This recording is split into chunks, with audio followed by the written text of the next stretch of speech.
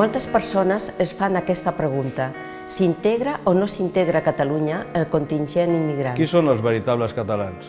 En tal, amb el seu avi gallec, en tal altre, amb pare alemany i mare madrilenya, aquest amb mare andalusa, el de més enllà amb pare murcià, aquell altre que no va néixer a Catalunya però hi viu des dels 3 anys. Els immigrants són gent catalana.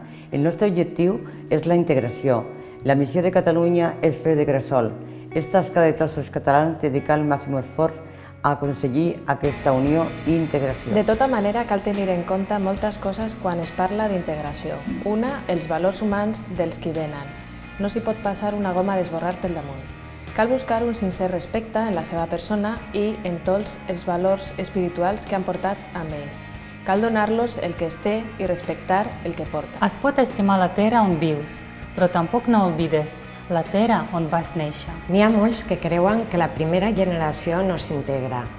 La segona, tant si no s'integra com si s'acaba d'integrar, estima Catalunya. La tercera ja, sí. Pel que fa als costums que aporten i als costums que adquireixen, en perden alguns i en guanyen d'altres, en donen i en reben, i se'n fa una barreja. Aquests nous catalans parlen català. El van aprendre sense adonar-se'n. Molts el parlen de manera natural i quotidiana perquè sí, i altres per afany de sentir-se catalans de debò. Quan enraonen amb els pares, parlen el castellà. Quan formaran una nova llar i imperarà el català, gairebé segur.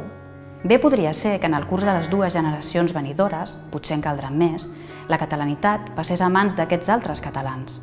Aquests altres catalans es veuran cridats a una curiosa tasca, la revaloració d'una novíssima Catalunya. Aquests fragments del llibre Els altres catalans, de Paco Candel, editat el 1964, contribueixen a prendre consciència de la importància i de l'interès dels processos migratoris passats i recents.